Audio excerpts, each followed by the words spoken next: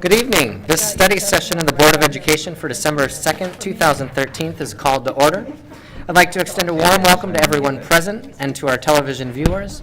All items that will be voted on this evening have been posted as required by state law. This meeting is being televised live and will be replayed throughout the next 2 weeks. Please check the board website for replay times. This meeting is also being streamed live and will be available on the board website for later viewing. This evening, we're going to start with our public comment, as we usually do. Ms. Houston, do we have anyone signed up for public comment? We have 6, and our first 2 are Eliza Earhart-Eisen and Jane Greenall. Thank you. As you two are approaching, I usually read through the instructions, although I know you two have been here before. We'd like to thank you very much for taking the time to come to our board meeting. We deeply value public input, and we look forward to hearing your thoughts, reflections, and concerns. Our responsibility as a board lies in actively listening and reflecting on the thoughts and opinions of others. Guidelines for public input emphasize respect and consideration when referring to board members, staff, and other presenters. The board will not respond to any comments or questions at this time, but the board or staff will follow up on various issues that are raised. Please make sure that you've left your contact information with Ms. Houston, either phone number or email on the sign-up sheet. Pursuant to Board Policy 1.70.012, speakers may offer objective criticism of district operations and programs, but the board will not hear complaints concerning individual district personnel. Any complaints with specific employees should be directed to the superintendent's office and will not be heard in this forum. You have a total of 3 minutes to share your comments. Please begin by stating your name and spelling your last name for the record. At the beginning of the first 2 minutes, a green light will appear. When you have 1 minute left, a yellow light will appear. And when your time is up, the red light will come on and this little buzzer will buzz. And we ask that you respectfully wrap up your comments at that time. Again, thank you for coming and appreciate you giving us your input. Thanks for your cooperation. Am I first? Eliza, E-L-I-Z-A, Earhart, E-R-H-A-R-D-T. When my son graduated, I thought I was done with advocacy on a systemic level in PPS.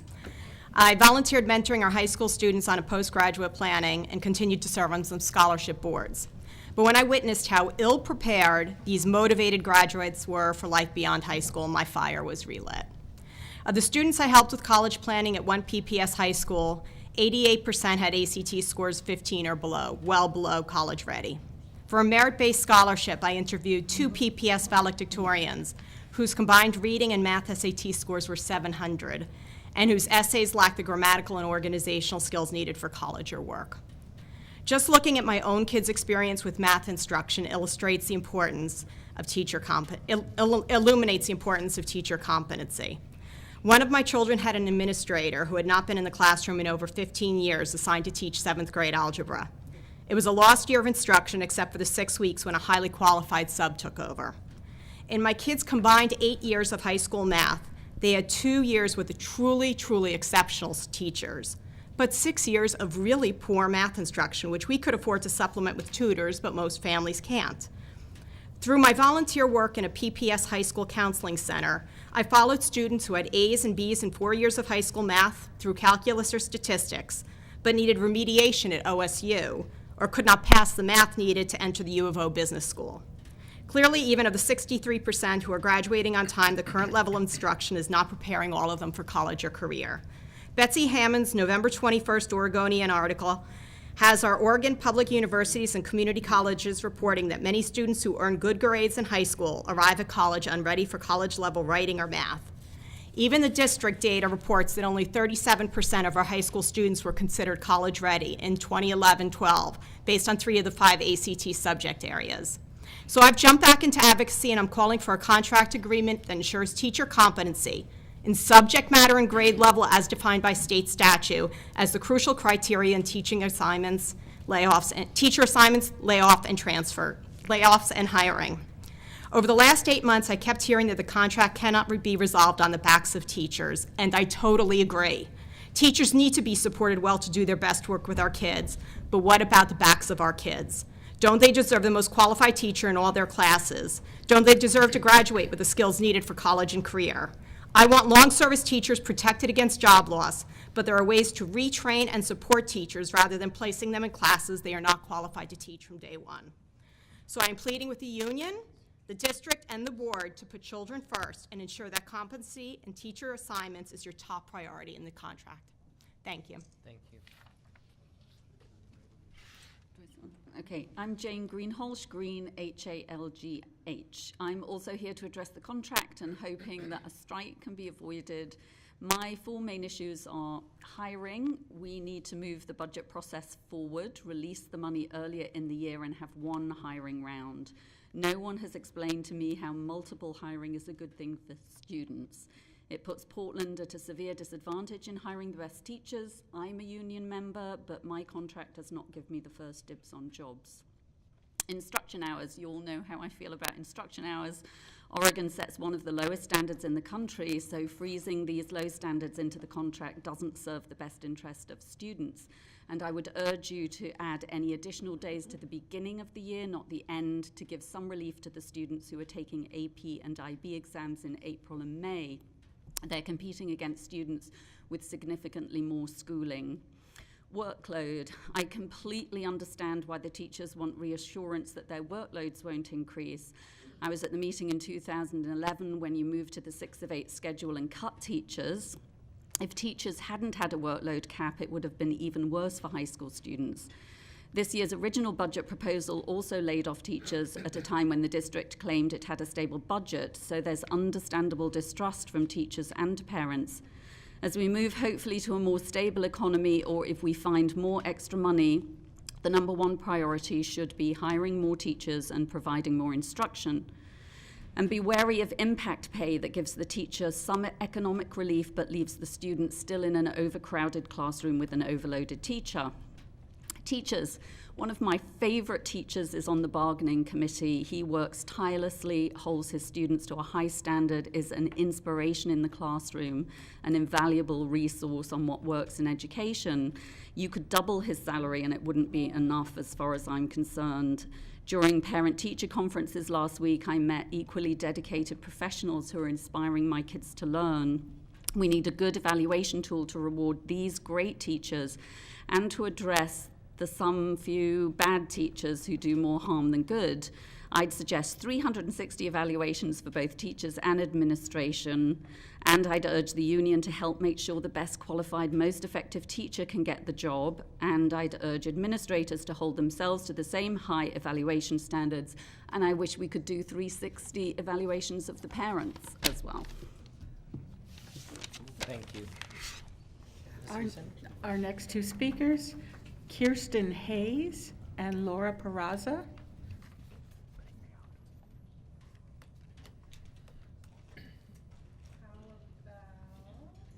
Stephanie Weber and Teresa Seeley.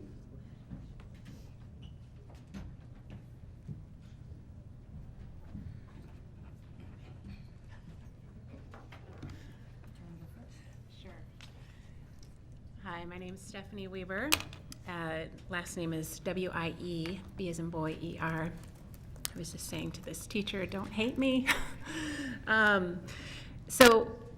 One of the challenges about coming and speaking is that if you side with PPS on some things, all of a sudden it feels like you're against teachers. And I just want to start by saying, I am not against teachers. I absolutely want the best for them. I want them to be paid wonderfully. I want them to have unbelievable health benefits. I want them to feel like we are supporting them. I am a parent of a second grader at Reiki Elementary in Hillsdale. And I appreciate our teachers. My daughter has had fantastic teachers, and I see what they do every day with large class sizes, and it's a challenge. And oftentimes, if there is not a parent in there, they cannot get done what they need to get done. So I have also been an active member at our school for being there the last 3 years. The last 2 years, I have been the fundraising chairperson, and we have been able to raise over $100,000, which is a lot of money.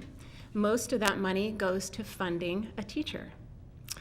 With that money, we still have 3 full grades that are 30 plus kids. Most of them are 30 and 32 kids in a classroom.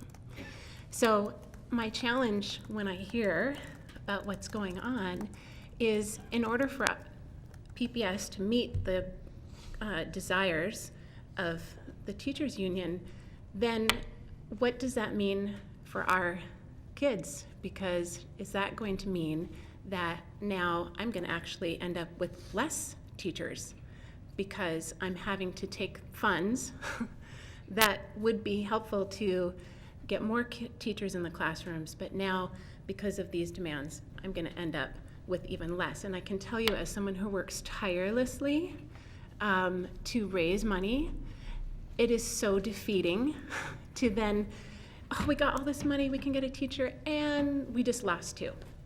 So you're always in the negative, and it takes the wind out of you. And so this is not about not wanting the best, but I don't get it. Like, when I see it on paper and I do the math, you can't have both. And so that's why I'm just pleading with you to consider, how do we do this? And maybe it's to say, look, we just can't afford this. And then how do we get to where we can work together and get what everybody wants? But that is, as a parent, my fear, is we're just on this sliding hill of always having to dip into that barrel and cut teachers. Good evening. My name is Teresa Seeley, S-E-E-L-E-Y. I've been a school psychologist for 23 years and employed with PPS since 1998. I'm going on my 15th year with the district. My assignments for the majority of my employment has been a combination of education options programs, sometimes as much as 20 at a time, as well as a comprehensive K-8 school. Meaning I am considered to be a strong, talented, and versatile school psychologist who can handle our toughest population of students. Last March, the school board decided that for the first time to non-renew my contract. So I am here today to give my citizen comment because I wasn't aware that I had that opportunity. I'd like to share some of the reasons being used by the district administration for this recommendation to the board.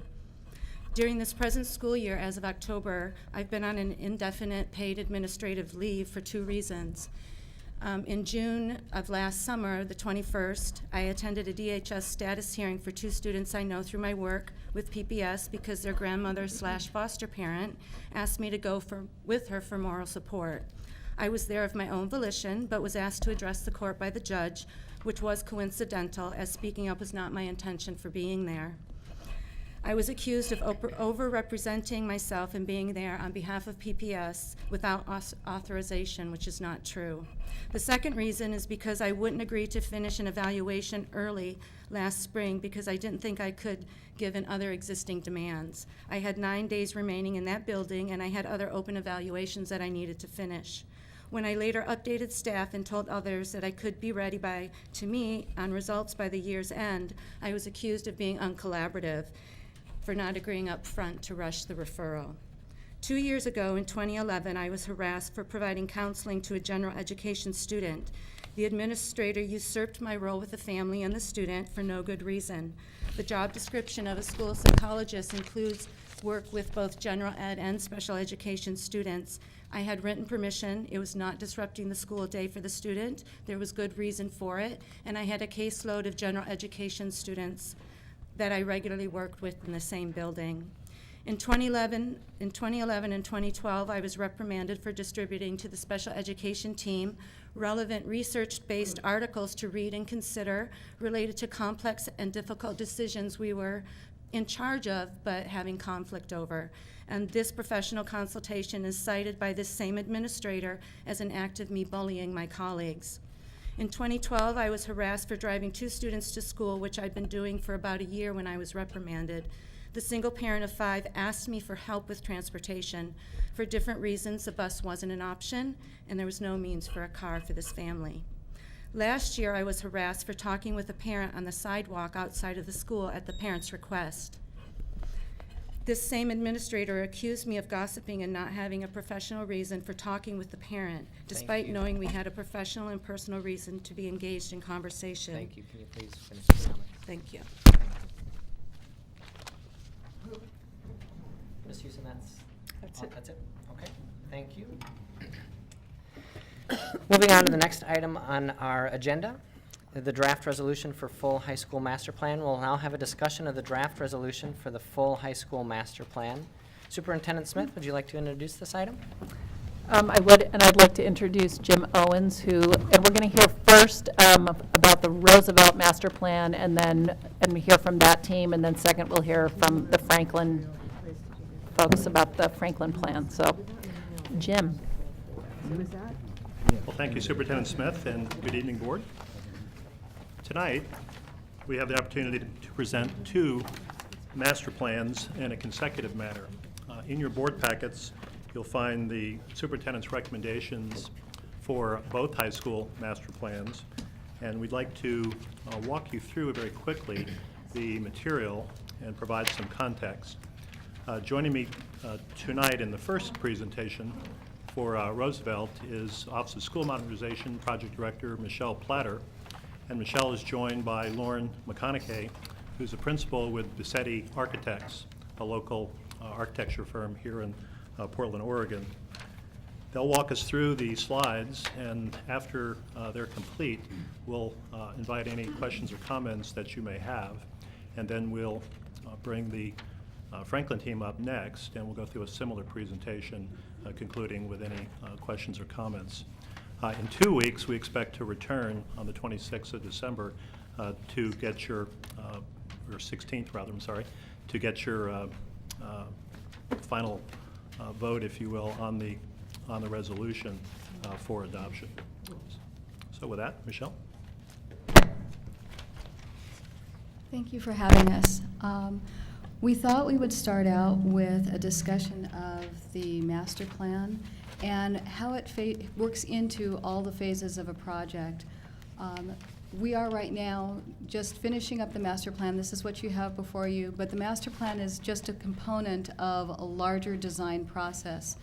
The master plan is actually considered pre-design. It's the basic layout of the spaces.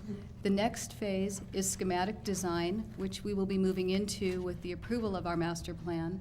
And then the last of the design phases are design development and construction documents. Those will be the last phases, after which we'll be able to go out to bid and begin construction of the project. Just for clarification, we wanted to identify the master plan components. What a master plan does is first identify the working parameters for the project. It gives us the opportunity to look at the building and understand all of the issues that are needed to be addressed in this existing facility. We develop functional adjacencies of the program area, which means basically just putting things in the right places. And we confirm that the overall development was within the parameters of the district's budget. We do not detail individual rooms or programs. This comes later. So when we talk about specific spaces, how large they are, or what spaces in particular are going to be within the project, that's a part of the schematic design phase. We do require additional community input as we go through this process, and the master plan generally provides us with the big picture so that the design process can begin. We want to start by talking about the Roosevelt High School, and I do want to say that we could not have gotten to where we are without the DAG members who have helped us through this process, some of whom are here in the audience tonight. And what we've started out with since May, when we took this project on, to November 2013, in May we created the Design Advisory Group. September we started working with our design team. We had community and stakeholder engagement all the way from July through November. This November, we just put in for our request for proposal for the construction services, and we expect the CMGC, that's the construction manager, general contractor, to join our design team in January of 2014, so we'll have a full project team to take us through the next steps of the project. This December, we anticipate board approval of the master plan and commence schematic design phase next. Our next steps, as we said, is to start schematic design. In March, we'll be developing the phasing plan for the Roosevelt High School. We want to complete that prior to June so that we can engage the teachers and the staff at Roosevelt High School to get through that process. We'll move on to design development construction documents over the next year. And then we plan to commence construction March of 2015 with final occupancy still on schedule for September 2017. And with that, I'm going to leave it to Lauren McConaughey, and he'll talk you through the rest of the process. Thanks, Michelle, and good evening. The first image before you is some of the themes that are basically a consolidation of some of the visioning, master planning, and goal discussions that have taken place within the community, within our DAG group, as well as district-wide. These become the lens by which we ask, is the design meeting the needs of the specific school and the district as a whole? We have had a host of meetings, and here's sort of a grouping of these various meetings that we've had working with the community, working with the DAG group, having open houses, discussing with teachers, administrators. All of these were occurring at the same time as an existing conditions analysis, basically a due diligence of what is this historic building, what aspects can be kept and remodeled as we move forward. These next group of slides that Michelle is powering through here are some of the options that were looked at in the process of moving toward a preferred scheme. We looked at varying elements of the program. We looked at the reuse of aspects of the campus. As I'm sure you recall, this campus needs to be continuously occupied while we're restoring some of the historic structures. So it was important to really explore a wide variety of opportunities as we looked at how to take on this campus. The preferred master plan, as you see in front of you, I'll do a quick orientation for this. First of all, north is up. You'll notice that the site slopes actually from south to north, and as you look at the more vivid coloring, you can tell which ground plane you're adjacent to. The preferred plan keeps the 1920s building. Here's the front door and the main lawn of the existing school. 1920s building, the 1930s auditorium space, as well as the 1950s gym as basic historic elements of this campus that we'll be revitalizing and adding to. One of the really exciting aspects of where we got to in terms of some of the preferred schemes was this notion of connecting Roosevelt together. One of the things we heard over and over again is the school is fairly disparate. In fact, they literally have to close and lock doors between classes so you can't get in some buildings as part of the safety of this school. So the new scheme looks at what we've called a distributed commons, this purple space that connects the varying elements of Roosevelt and becomes that critical center, that connector that ties the varying academic and social programs together to become a whole school place. We'll be using the 1920s buildings for a series of academic, administrative, as well as social wraparound services. The existing auditorium we're looking at converting into a library. It's a wonderful space, but not really terribly good for performance right now, and it'll make a great library. The gym will remain, and we'll be adding some gymnasium space adjacent to it, as well as a new addition that is performing and visual arts to the north of the existing campus, all connected by this exciting commons that becomes a place that's both social, it's for differentiated learning. Small amphitheater is some of the spaces that we anticipate in that, so much more to come. And this is a quick overview of the campus from a bird's eye view. Here you can see the historic buildings, and this purple is the distributed commons that again links and connects these spaces. The yellow is some of the additions to the physical education program, and the brown is the arts, both visual and performing arts, on the north end of the campus. And with that, we'll field any comments. Comments, questions about Roosevelt? Director Buell? Where's the 6,000 acre space? The six? Yes, the enhanced elective spaces haven't been specifically defined yet. We're still working on that. That'll be a part of the schematic design to actually get in and really refine where those spaces are and how they interconnect with the other spaces within the school. The open house one concept that was there was that they would be in the far upper left-hand corner of the performing arts complex. They could be and then that provided access for large projects and material delivery. So that was, I think, one possibility for that. Yes, and that space. still is one of the concepts. Yeah. I had a question about the commons. Do you know yet, or is that part of the more detailed design work to come, whether the commons will be partly or fully covered, or how that will, or is it sort of an atrium effect? The common space that you see is an interior space. Everything Okay. within the purple is interior. Sometimes it's single story and sometimes it's two-story volume. But Okay. it is all interior. There's a courtyard in the back. I think, Lauren, if you could point to that. Mhm. And that would be an open outdoor courtyard that opens onto the commons. Okay, because it's hard, I don't have a good visual sense. It looked like it was going to be sort of an open, almost an atrium feel in some ways, that you could see from the historic building down into it, and having variety of, it just sounded really cool, but it's just so exciting to see it unfold. And then I think is it still the possibility that there would be this alternative entrance with wraparound services on the lower right-hand corner? Yes, that is the plan. So community services and community access through there, which is, I just harkening back to the open house, which was really fun. That just sounded like a really exciting feature as well. Yeah, and that is the case. Right now, there is exterior access to the wraparound services, or some of the wraparound services in the school. We'll be maintaining that exterior entrance, but we also have a greater connectivity from the interior of the school as well. Right.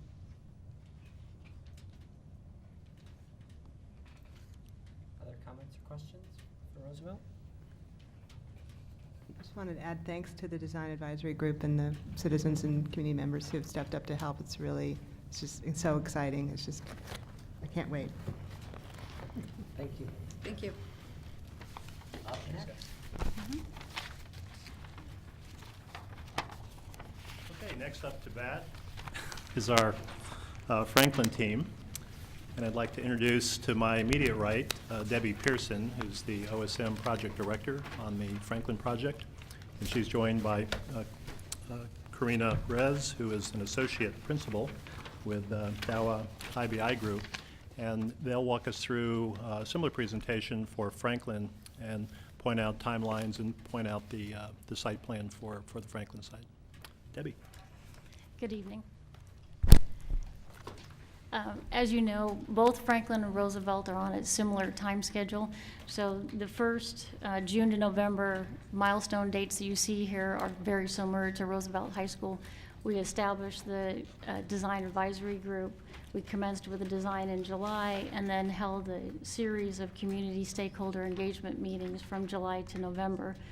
And as you know, the RFP for the construction management general contractor services is out on the streets. And we look to get board approval on that, the master plan here in December. For the next 3 months, after we have the master plan approved, we'll move into schematic design from January to March. And from April to June, we'll continue for the next year to develop the design, development, and construction documents.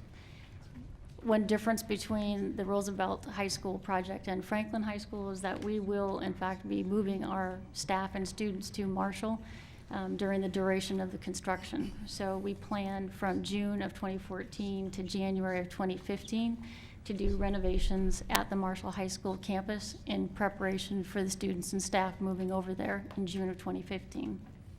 We will be holding tours at the renovated Marshall High School campus from January of 2015 to June of 2015. And then in June of 2015, we will relocate everybody from Franklin over to Marshall and then start the construction at Marshall in July.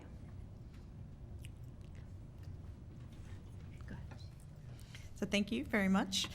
Similarly, you'll kind of hear a repeat of what happened at Roosevelt, because we followed a fairly similar trajectory. Our sort of guiding principle moving forward was that we wanted to provide 21st century learning space in an historic setting. That's kind of what has driven us. We talk about old wine in new bottles, but essentially, the desire that we had was to merge the school district's vision with what was specifically highlighted for Franklin. So the points that you see here are the pieces of that vision that the Franklin community felt best best allocated what their resources were. So, for example, they wanted independent and self-directed learners, and then that there was a real strong push for equity. They wanted a rigorous course offering and state-of-the-art facility, and to ensure that all of that was made available to all of the students and staff. So Lauren talked a little bit about this, but essentially the due diligence phase, ourselves and our 13 different firms that comprised our design team. I like to say that we've been over, under, and around Franklin. We've been in the tunnels, we've been up on lifts to ensure that we have a really deep understanding of the building and pieces of it that we anticipate we were going to reuse. That way we are better informed to figure out what pieces belong in there and how we can support those from a cost perspective. So the plan that you see in front of you came from the Entrix study that the district had done, I think, in 2009, and really kind of guided a lot of what our community felt had value. The buildings highlighted in red and in dashed with yellow have been deemed as contributing to the historic fabric, and so those buildings we propose remain. The green buildings and the boiler building, we met with the State Historic Preservation Office, and they agreed that those buildings perhaps didn't have that same level of significance. And so in the schemes that we envisioned, we talked about potentially keeping those or demolishing them, and you'll see kind of different versions of those in the plans that you see before you.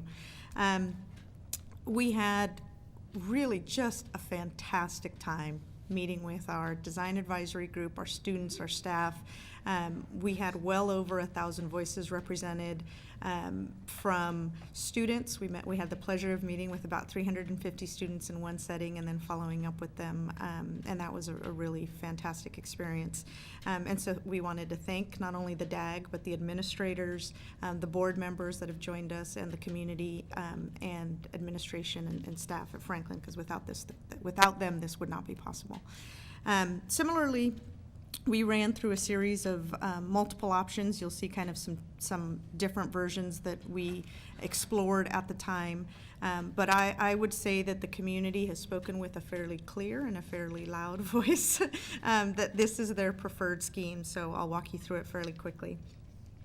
The biggest aspect of this plan is that the existing square field and track that currently exists in this area is turned 90 degrees, primarily because the way that it's currently set up, it really bifurcates the site to a real athletic complex and then an academic complex. And the circulation from students that currently are in a gym here to get to facilities here for the field and also to facilities that are currently here for weights is really quite cumbersome. So this plan, what you see are the areas in gray are the existing buildings that are going to remain, and the new buildings, this is an athletic complex.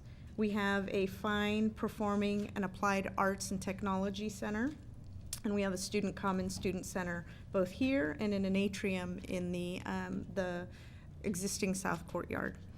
To look at that in a little bit greater detail, from a plan perspective, again, you start to see at the lower level, so one of the aspects of the site is that it dips almost 20 feet from the basement level here to the level of the field. And so we're able to provide really at the basement level the main gym and locker rooms that can come out directly onto the field.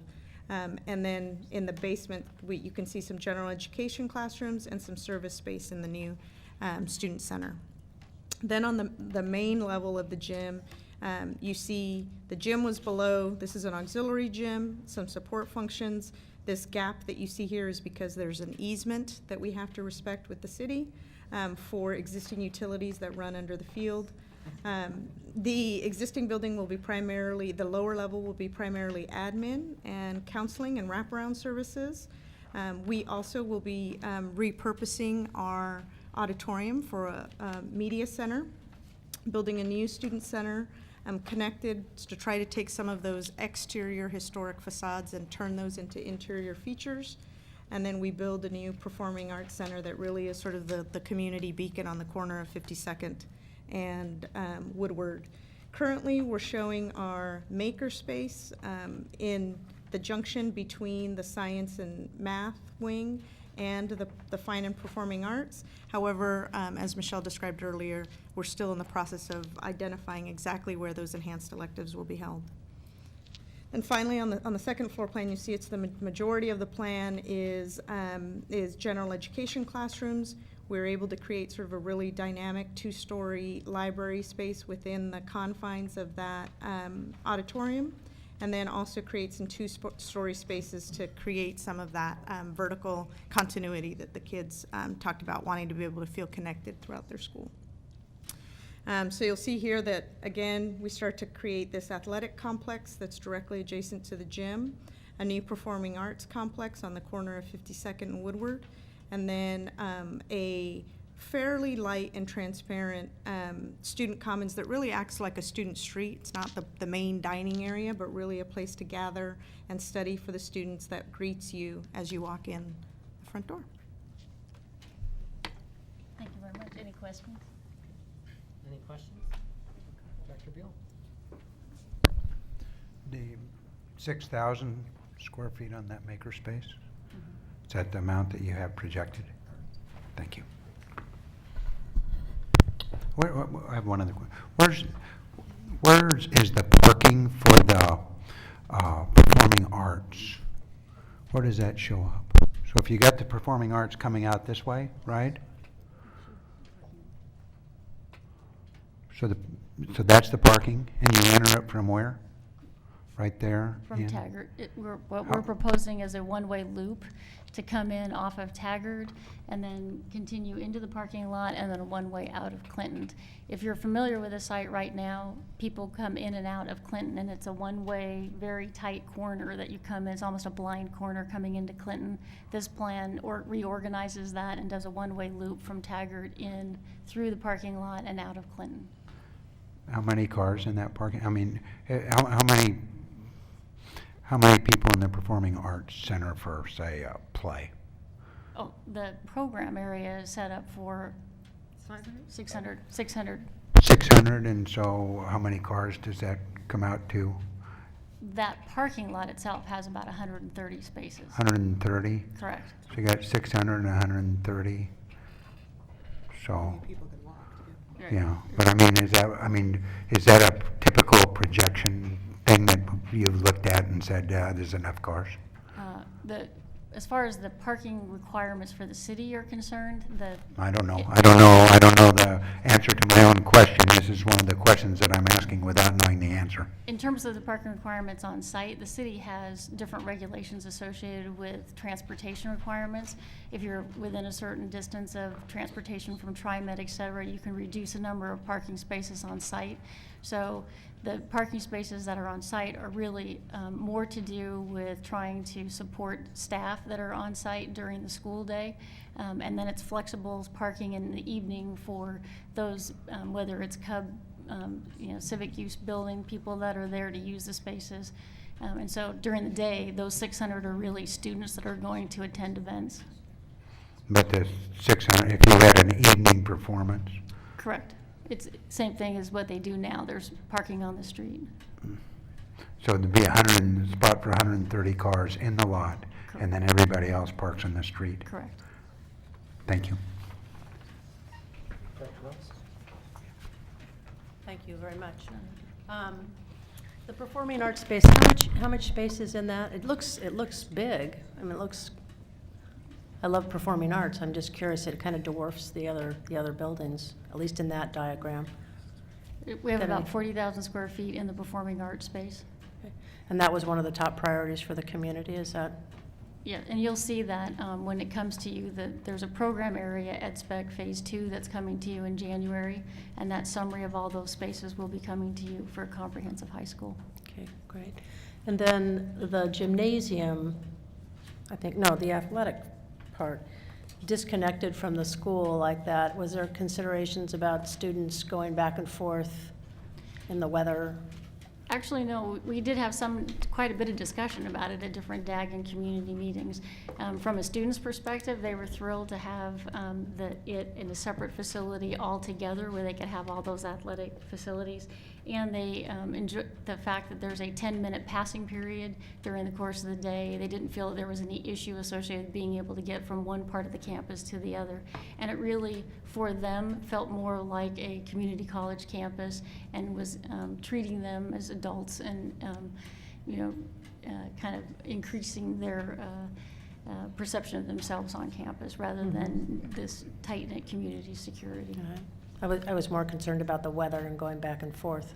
Oh, well, we are thinking about a covered walkway to connect that. Thank you. Correct. That's what I was looking for. That's all. Thank you. Thank you very much. So in the Roosevelt design, when you look at the baseball and softball field, in the Roosevelt design, they actually overlapped a soccer field on top of that to allow, since soccer is a fall sport and baseball and softball are spring sports. Are you looking at doing something similar here, or how would soccer fit into this? Correct. On the football field, you do have the varsity soccer field on the football field, and then up on the baseball, softball field, you do have the ability to put a soccer field that's a practice field up there as well. Okay. And then I had a quick question in terms of Marshall, since the kids will be moving into Marshall. I know that we are expecting to do some enhancements to the Marshall campus, so would those happen next summer? Mm-hmm. And Jim, can you give us some sense of what we're talking about in terms of Marshall enhancements, or? I don't remember what we're doing. Certainly. Is that pretty extensive? We're currently still evaluating exactly what we'll do there. The improvements we make at Marshall need to certainly support the student body and staff. However, we want to be mindful that we have limited funds at all of our swing site locations. Mm-hmm. So we've identified the critical items that we need to do, such as roof repairs, to ensure we have watertight integrity across our roof systems. We've got other improvements relating, the other big one is the fire alarm system. Our current fire alarm system is a non-addressable, non-code compliant system. So it's a key life safety improvement that's needed, which we'll be getting started with this winter, actually January, February. The work at Marshall is actually under Debbie's direction to ensure that the work at Marshall is coordinated such that the work can be completed so that we can get families and community out to look at the site to see what the students will be attending when they start there. And then, of course, Debbie will also be coordinating the transition from Marshall back to Franklin when Franklin's completed over the summer of 2017. Okay. Any other work scopes that you wanted to point out at Marshall? Okay, those are the big ones, and we're looking at several other smaller items, but we do want to look at the swing space for all for Franklin, for Grant, and for Fabian, which are the three schools that we need swing sites for. I have a question. It's kind of a stupid question, I think. But in Franklin, we talked about it, the quote was community college type atmosphere. And in Roosevelt, we talked about locking everything up. I mean, I know that the people from Franklin can't, but can you tell me how that came about? I think what they were saying was that currently they have to, it's the way the buildings are now. Oh. I think what I was hearing at the Roosevelt intention was to have it more seamless so that you didn't have to have that. Right. As I understand the question, Director Buell, is why the difference in terms of themes? How did we come about making approaching it that way? It makes sense to me. I worked in schools my whole life where you made sure people couldn't get in and weren't supposed to be there. Absolutely should, but it just struck me as kind of, we approached them positively both ways. Right. I certainly would defer to my colleague here if she wants to come up to respond, but I think as a result of the process that we used with the design advisory groups and the community forums, the Roosevelt community weighed in a different manner than the Franklin community. And so what they ended up with as they went through the different options was one that fit the Roosevelt community more effectively. And the final decisions were made on these plans, are they made, how did they decide in the end? Who made those final decisions for this is the one we're going to choose? Did they ever come up with an actual straight-up process that said beforehand, this is how we're going to decide, as opposed to we kind of have this? Right. It was a process that involved multiple options, different scenarios that were presented, and then ultimately, as the design team looked at how these could be executed in terms of schedule, in terms of budget, in terms of scope quality, we landed on a preferred alternative that you're seeing tonight. Ultimately, the decision to adopt these preferred plans for both schools will be a board decision. Well, but I mean, to bring these particular plans forward to the board, how was that decided upon? Was that the design team finally, after all, the actual design team sat down and said, we agree this is the one, or was it consensus, or did they vote? Or that people have asked me about this question, that's why I'm asking it. Staff and community, the forums that we had, the workshops. Right, all came together, but in the end, the design team said, this is where we're going to go. Correct, and think of it as staff ultimately made the recommendation. Thank you, Lisa. And then the last question I had is one that Mr. Curler asked, who's absent, he's in Sacramento today, asked me to ask. And he wasn't, the $10 million that we lost and then found,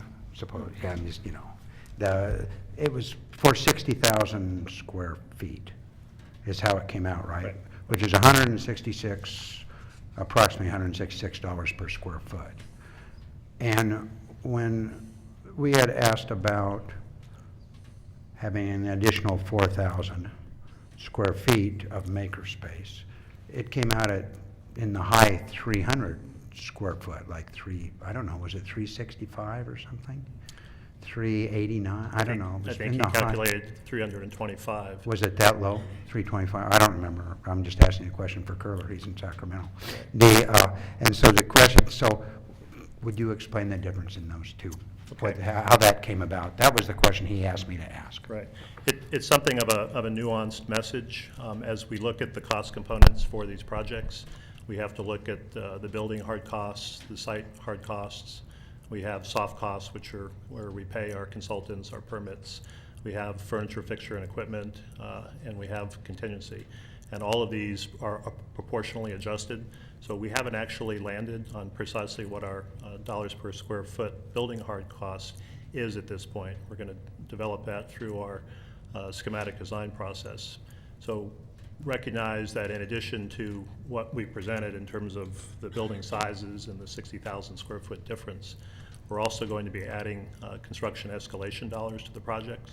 So the square footage information really won't be something that we can accurately represent to you until we come back again with the schematic design packages.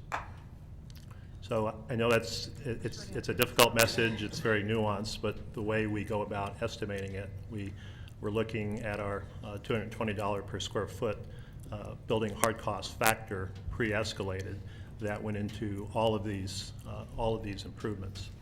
And so what I had shared in the way of an email to the board several weeks ago was a summary of how the square footage changed from our ed spec adjusted bond to now our new sizes. Because remember, we're accommodating more students under these options, and so the square footage increases, and then how that reflects on cost per square foot has changed. Thank you. So I noticed that you put administration and counseling spaces in the more central entrance, and I think that's really good for day-to-day operational reasons and also security reasons. And I was wondering, for your other entrances and exits, do you have any systems in place to monitor those things, or other counseling administration offices, or? There will be, at all of the comprehensive high schools, there'll be a series of access controls and video surveillance. In addition to that, yes, there will be teaching stations and/or other program areas that will help to deal with security issues as you're talking about. Great, thanks. I'll just make one final comment because I got to join these fine folks through this process, and it's been just so fantastic when I hear Director Buell's questions. I can't obviously speak for the Roosevelt about how decisions were made, but I'm assuming it takes a similar, but it was just so clear from the groups that I got to work with that this was the preferred option, that it really brought a factor of wow and practicality and functionality that was really, really exciting to the community, including everything from the students saying when they get off the bus on 52nd Avenue, they have to walk like it's this kind of mess, kids kind of scatter, and how do they get into the building? And now they're gonna have this clear access, this entrance right into the building out of the weather. They were really excited about the athletic facilities and this idea of connecting, having the Commons and the Media Center. It was just really exciting, and so I just wanna thank, and really, truly, the administration has been tireless in their support and their presence and availability and access to students and community. So thank you to them, and it's just been really exciting. So thank you. Any other questions, comments?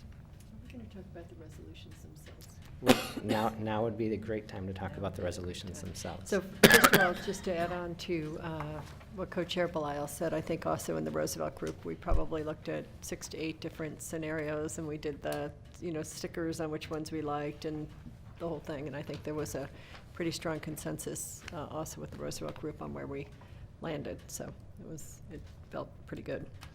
One quick question, and again, I had a conversation with Director Curler about this, who is probably not going to make it to this meeting tonight. There's a question about the enhanced elective space, and we keep being told that that's a discussion for a later time. And I know for some of us that doesn't feel like it's enough. And so I think that he is looking at the possibility of coming up with another recital or something in terms of the resolution that indicates an interest in making sure that the enhanced elective space, the CTE space, is substantial enough to allow for a robust program, relatively robust program in each of our high schools. So just wanted to let you know, I'll work on it with him, but we're going to try to get that out as quickly as possible as a potential amendment to this. And again, it's just stating an intention of the board that this is a priority for us. So. Well, it always comes down to how you define it, because I think some information like that Tom shared out, sent out, was based on a premise of requiring a certain level of a whole range of programs. And that would be a question that is, it's up for a question. So I think, I guess I'll just be interested to see what you guys propose in terms of how specific it is, because I'm not necessarily ready to say say that there has to be that specific range of multiple programs offered at each comprehensive high school, because I think going into this, that was our understanding that we weren't going to be able to do that at all our comprehensive high schools. So. But I think when we started our conversations, we didn't have the 6,000 figure, and the 6,000 figure to many of us feels small. So rather than vote no on these, we'd like to have some intentionality from the board. If we can get 4 of us that vote on that, we would like to have some intentionality from the board that says we believe that each high school should have a substantive CTE space, and that would be part of what our expectations are going forward as they go through the schematics. So. Other comments, thoughts about the resolutions themselves? Great, thank you. Thank you all for being here this evening.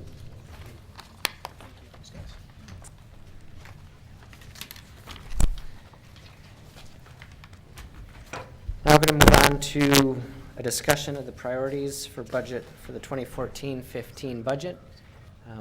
I'll throw a couple disclaimers in front of this. This is not a budget proposal. This is an exercise. It is simply a way to force us to talk and think about the budget choices we're going to be making so that staff and the superintendent can begin to hear how we process this information. With that, Superintendent Smith, can you introduce the item?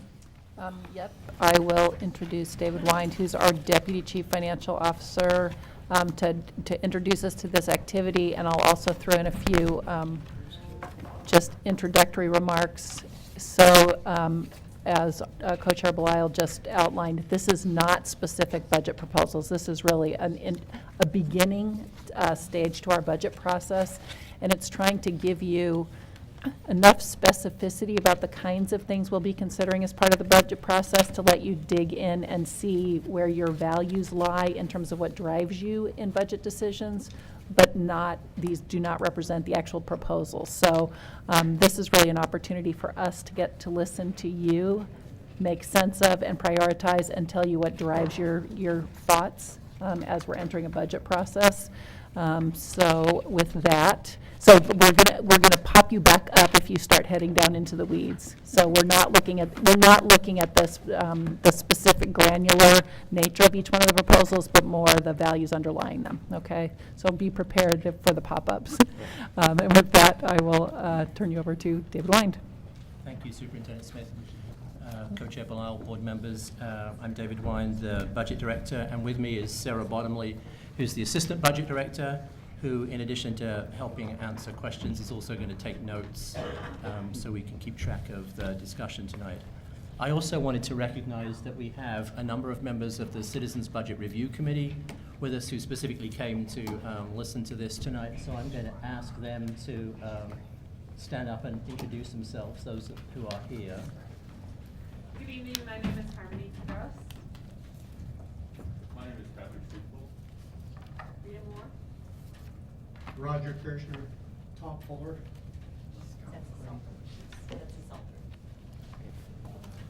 So we thank them for coming. So we are essentially at the beginning of the budget development process for 2014-15, and it will be helpful for the superintendent and staff to know budget priorities from our board, from our community, and our stakeholders. We've held a number of meetings with some groups and asked them about items we should be considering, as you know from the information in your board packet. And in prior years, we've asked the board to affirm its priorities with reference to the strategic framework, and we've also heard lists of ideas from you that are of interest and value. Our priority-based budgeting process continues to evolve, and we modify it based on context and our experience.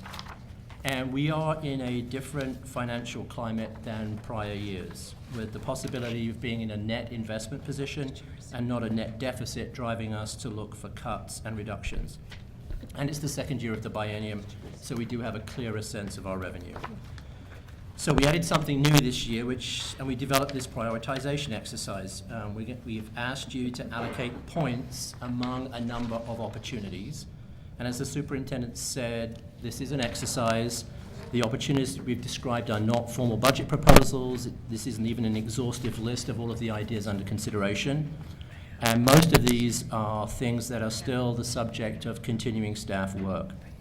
We intended these options to be representative of the kind of things that might come up and not of specific activities. The values we attach to them are artificial, and to the extent that any of these survive the budget development process and make their way forward, they are likely to look different than we described them. There'll certainly be more detail, and the values attached to them will be more specific and will be dollars.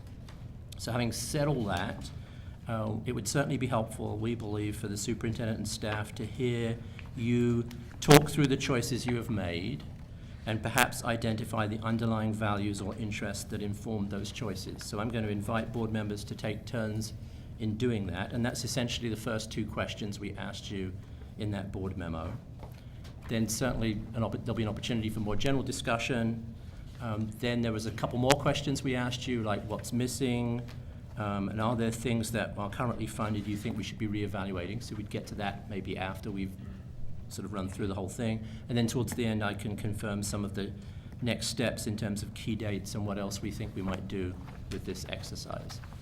So with that, I'm just going to offer that invitation to you to share your thinking with us. So we'll probably do this one at a time, and if we don't have to move quickly, because again, staff want to hear kind of our thought process and how we got to the decisions we made. But is there somebody who would like to walk us through their point totals and how they got to that, and what they came up with as their values or pulled them? I'm going to do my point totals, but I'll tell you where my values are. Okay. If you want me to do point totals, I'll have to wait and do them. I have two basic values. One, I think we should shift as much money as we possibly can into the classroom. And the second value is that we should support, beyond anything else other than the classroom, wraparound programs that directly affect children. There's a direct connection with the child and the wraparound program. And that's where I go after you lay a foundation. You lay the foundation first, and then you go to those two spots. And the foundation means all kids are in school all day and so forth, the typical stuff, and then you go from there. And all the money that you possibly can, you move there. Thank you. Somebody starts off with their point totals? So you want us to just write down it? Yep. Yep. So if you have your point totals, if you just want to go down, I picked this one. I picked this one because this really spoke to me, or I didn't Yeah. pick this one because while I like it. Well, yeah, I mean, I had a couple sort of higher-level questions. I was sort of of course, first off, it was lovely to have the difficult choices of what to add rather than the difficult choices of what to take out. So, and thank you for the lovely spreadsheet. That was great. So I generally was sort of a sprinkling of ones and twos in most places, but not all, and I will get to some detail. But I'm just saying that in general. But I also have just sort of the wariness of adding on new initiatives, for sure. So there's a few of those that sounded new, and so it was a question, knowing that we're early stages. That's one of my concerns, wanting to know more. How sure are we? What's, that kind of concern. And then even in terms of expanding things that I feel, and I think you'll come to us and say are pretty proven programs, like Abbott, for example, just in making sure that our capacity as a district is there to roll them out successfully and to expand the fidelity of implementation. So obvious points, but I just wanted to make those up front, because all of this is with that caveat, right? So Totally understood and accepted on our part. And the fact that you prioritize something here, we are not taking as a blanket endorsement that means it's automatically in the budget. So we totally get that. Right, and so on the athletics, I was at the option 1, that's maintaining the current expansion that the superintendent did this fall. So I think that's one that's, on all of these, obviously I would love to do the full meal deal and beyond, so I think that's reasonable given all the other needs we have to, but keep that new investment is important, or renewed investment. Avid expansion, I hover between option 2 and option 3. Again, that expansion fidelity question, because to me that's totally proven in an essential program. Really excited to expand that. Career-related learning and college readiness, I was just not, I want to hear more from all the high school ones about, except for Avid, which I feel very strongly about, what the recommendation of the high school action team is and where are really the highest leverage strategies going to be. I'm not convinced that personalized learning plans is it. So I want to hear more about that before. So I have none at this point. Doesn't mean that couldn't change. Central support capacity infrastructure. I was either at option 1 or 2 on that, depending on which positions it would be. I definitely regret, for example, that we cut the ombudsman. I think restoring that's really important. There are other pieces in the examples list that I thought would be really, but just the general concept of, yes, we do need more capacity at central office to support schools. We've been cutting and cutting. Classified staff in schools, I had a question there. You added back this fall. Are you assuming at this point, is this to enable that to continue, or is that going to continue and this would be in addition to? This would be in addition to. Okay, thanks. So I'm not so sure about that one, again, knowing how important that is, but given the other options, that was one that didn't pop up as much for me, assuming that this fall's additional expansion would continue, which it would.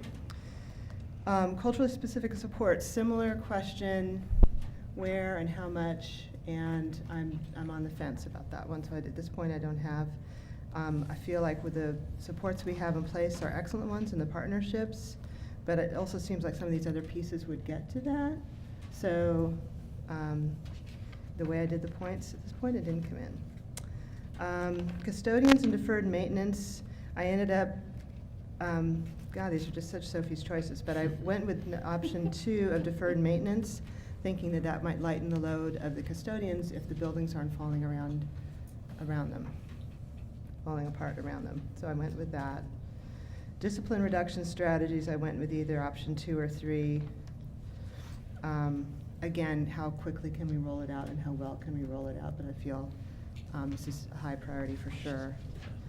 Early learner regional centers, absolutely support creating an early learning center at Clarendon and using that building and the Foster site.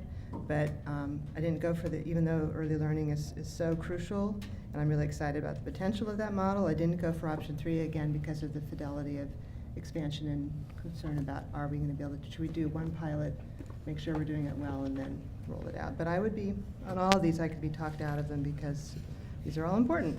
Early kindergarten, similar thing. I went between option 1 and option 2 because I was a little wary of a really quick rollout that we might not do as well versus the more gradual one. High school graduation and acceleration strategies, I'm on the fence till I hear what those are and what the team recommends. Something around this, but I don't know yet what yet, so I'm in a 1 or a 2 there. I'm sorry to say I skipped over the literacy materials. If I heard more detail, I might be talked back into that, but given that things are so up in the air in terms of the digital curriculum, it seemed to me that maybe we could, given the other possibilities for investment, wait that one out. Middle level support at K-8. So this is one where for years I've been harping on how we're not providing full supports for 6th through 8th students, but I would need to know the context here of what size schools and what exactly are we proposing, because I think it's a feature, not a bug, of K-8s that you don't necessarily have that full range of electives. My biggest concern is that we have the core program, and I think what the big fault in the district in rolling out the K-8s was not fully explaining those differences and not planning well to provide a K-8 program with fidelity and the facilities it required and so on and so forth, as we've heard over and over for years. But this is one where I'd need to know more, because I'm concerned if we have we cannot provide a full middle school program at the K-8s, and because it's just that's not what it is. It's a K-8 is a different type of program. And B, I'd want to hear what are we doing to make sure we have a strong enough K-8 program, regardless of just infusing more money into it. So that's more discussion needed there. So just to clarify, you didn't pick any of those? At this point, I haven't. Okay. Gonna need more information about what that means. Online or blended learning, that's something we've been harping about for years. I went on option 1 or 2 there. Outdoor school, yes, please. Knowing that, I'm worried that it's going to continue to be year to year, whether we can afford to support the full 5 days, but given if we have any extra resources, that's a priority for me to restore that to the full 5 days. Student technology, questions about that. I have just larger questions about what's our kind of our inventory, both in terms of computers and also things like smart boards. I have just an anecdotal sense, which maybe is not true at all, but just the sense that there's quite a bit of technology, maybe in Title I schools and wealthier schools. I'm not sure about the schools in between and what do we have. So that's just kind of need more information, but definitely see that we need to make sure that there's equity there and some level of. So I guess I'm between an option 1 and option 2 on that one of the big question mark. Teacher mentors is awesome, and I couldn't come down. It depended on how my other 1s and 2s added up, whether that was a 1, 2, or 3. Definitely want to expand. And again, the question of how quickly and well can we expand that. Yeah. And then the wraparound services, no, if you add it up, I'm in there somewhere. Oh, you're doing it right there. I don't even have my glasses on. What made it difficult is in a number of cases you said I'm between 1 and 2, so I didn't know whether to give you 1.5 or 2.5. Sorry, so I'm I not just conforming to the exercise. I have room to move. And then the wraparound. I mean, each of these was around $300,000 each per unit, right? There isn't a dollar value. We tried to come up with approximate weights because some things are going to be more expensive, but there wasn't a pure dollar value attached to these. We Right, just okay, well, anyway. And then the wraparound services, that one is one, again, where I'd like to have a larger conversation, because this is something where it feels like to me with the healthcare system reforms, there should be downstream savings that other systems are seeing. And I guess what I'm saying is we should not necessarily be paying for what we absolutely need, which is more support services for our kids. And I'm wondering if there isn't a conversation to be had at the county and beyond with the healthcare system that the governor, should be helping with. In other words, if you have preventive care at an early stage for children, you're going to save costs down the line. So that's just a larger philosophical and system question I have, to what degree the school district should be funding that versus other parts of the system, but in no way. So I left that one off at this point just because I wanted to understand more about that. But absolutely see the need for more services. So sorry, I'm not giving you a precise number here. But knowing that this is not an actual proposal, I think it was okay to be imprecise. Oh, sorry, let me just look at my notes here, see if there's anything else really quick, let everyone else talk. Now, did you put something on teacher mentors? I was either 1, 2, or 3. Let's say 2. Let's say 3. But again, given that we're going to expand that well, I don't want to do things unless we're going to do it right. And then the big missing question for you, and maybe this is assumed, but we'll be hearing more about this, I assume, is this professional development and materials and support to implement Common Core state standards, and where that's going to come into the budget. Okay. Because that's a big chunk. Thank you very much. That's Thank you. really helpful. Sure. I'll go next. Sounds good. Okay. First of all, thank you for the exercise, David. This was interesting to do, and I liked it. So I hope it works for us this time. So just some general things that I was thinking of as I was going through these. One is putting more money toward more teachers, smaller class sizes, that kind of thing, and support for teachers. And then I also looked for early intervention, especially if it was beginning around kindergarten. I'm not as interested in the early. I think our mandate is K-12, and that's where I like to see us spend our funds and do our work. Also, was interested in caring for our physical assets and investing in successful programs. And I think, like Ruth, not looking for new things for us to do, but to invest in the things that have been successful for us with students in the past. And then also was interested in partnership opportunities that bring money into our schools. So there's one in here that has to do with partnerships. And while it costs us money to do it, it may end up bringing more to us in the end. So I'm interested in that kind of stuff. So my numbers, on athletics, I think this is very important, that we have trainers in our schools where our students are involved in athletics. Are you writing questions down too? So one of the questions I had around that Sarah was, is. are these trainers full-time in the school all the time, or are they there for example, for PE classes, or are they just there for sports after school? And then the development program for feeder schools, that's one of those new things. And I'm questioning whether it would make sense for us to do that, given whether we would be able to continue it, and some of the programs that have taken over to provide those kinds of opportunities for students that are not driven by us. So I think I had a 1 there. AVID expansion, I love AVID. It's one of our successful programs, although I was trying to figure out what the success rate was. So one of the things that we should probably discuss at a meeting is AVID and how it's working in our schools. So I gave that a 3.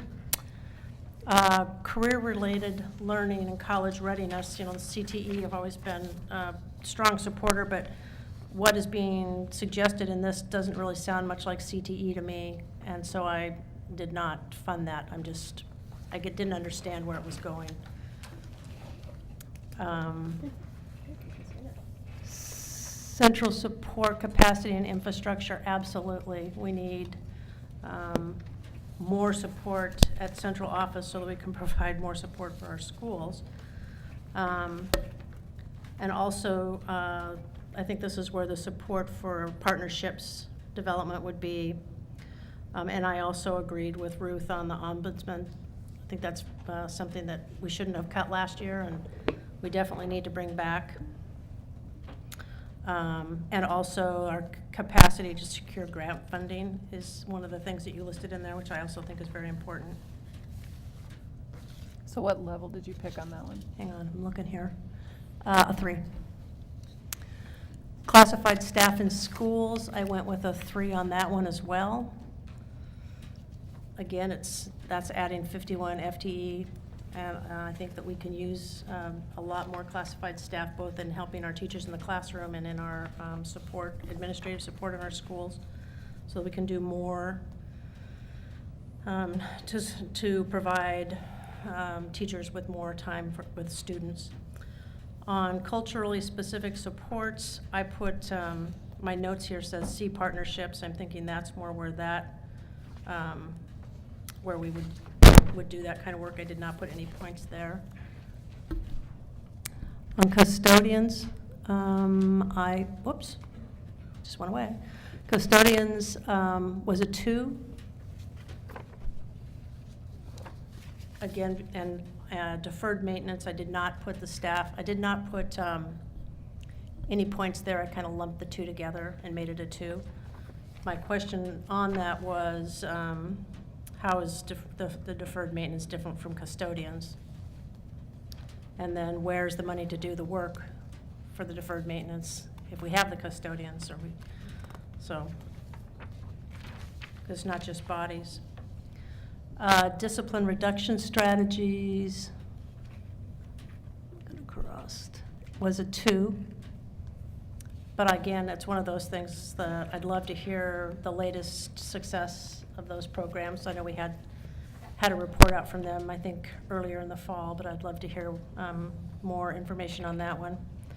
Early learner regional centers, I gave that, I did not put any points there, and that's, again, I just think that that's outside of the K-12 mission.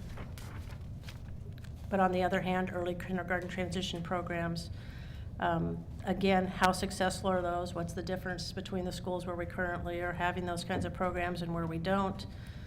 What's the difference at 3rd grade? So do the students retain what they're getting before they come into kindergarten? And I gave that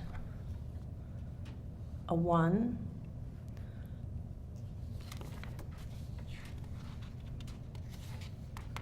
I did not put anything in high school support interventions, and that's just because I couldn't figure out what we were actually asking for there. So it's one of those ones where I would need more information before I would put dollars behind it. Literacy materials, I chose a 1.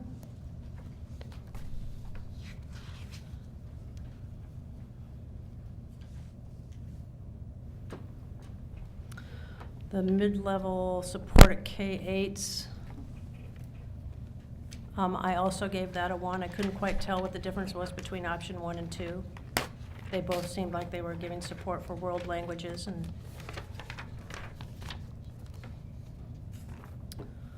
online blended learning, I think I was looking for some success rates there too, what's happened thus far, but I did go ahead and pick option 1.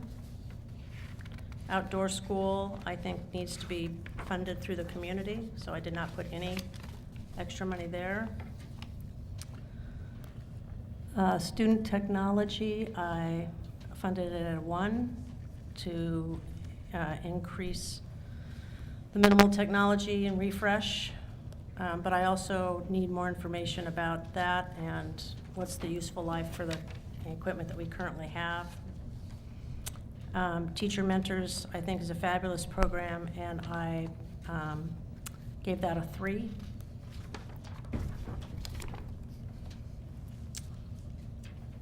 And wraparound services, I did a 2. To provide full-time secretary to the school counseling office, undertake clerical aid, administrative work, so counselors can focus their time and energy on students. Kind of the same thing So around. that was option 2. That was 2. Same thing, similar to what, adding classified staff. That's it. Okay. Well, Yes. mine doesn't say Yes, I'm I'm 4 up. over. I must have A couple of things before I get started. I just want to mention that this exercise came with a specific caveat that we're not looking at school staffing ratios. So if you don't hear people talking about teachers or increased, that wasn't part of this exercise. That's going to be part of a different exercise. So I just want to throw that out as I think about people at home not necessarily looking at the materials that we're looking at. With that, I just want to also note that we were given 25 points to allocate, and after my first run through, I had come to 74. So I had a lot of trimming to do, which again is a better place to be than literally cutting programs, but looking at how do you expand. I mention that just because there are great things in each of these. And I echo other directors' comments about, some of this is contingent on program evaluation. How do we know it's effective? What is the high school action team saying? What are our own evaluations say? So with those caveats, a couple of things that I noticed were missing right away were things like summer scholars, but again, maybe that's the high school action team. And then there wasn't any mention in here about expiring or sunsetting grants. And there's some learnings that we have from SIG grants or other grants that I just want to make sure we capture or think about as we move on. So with that, I'll try to be brief in my comments. Again, knowing that a lot of these have value. I found the major themes from as I had to go from 75 points back down to 25. I found a real reluctance on my part to cut high school supports. So AVID expansion, for example, got 1, even though I, again, was curious about program evaluation. The high school career and technical education, while I didn't quite know what it meant, I supported that idea as trying to figure out if it's an important connection we're missing or struggling to make at the high school. And so I'll get to that number in a minute. And then I did the other end of the spectrum, and I appreciate Director Knoll's comment about the K-12 continuum, but I really do think our charge can start at pre-K because those become our kindergartners. And so when it was early childhood, I also found myself really reluctant to cut that or reduce that. Along with middle school, I got really excited to see middle school supports. I thought we were going to add back shop and a whole bunch of electives. And then I read a little bit further and realized that it was supports for K-8s, which is still important, but I thought we were going to do something along with Director Adkins. What she was saying is, how do we offer that robust program at the middle school? Because I really do think that students at that level really need that unique engagement at that level. So with that, I put, and I never did get down to 0, by the way. I'm 5 in the hole, but you can listen to my thinking about how I got there. Athletics, important. We should continue the investment, but I didn't put any numbers there because I had to get to 0. AVID, I gave 1.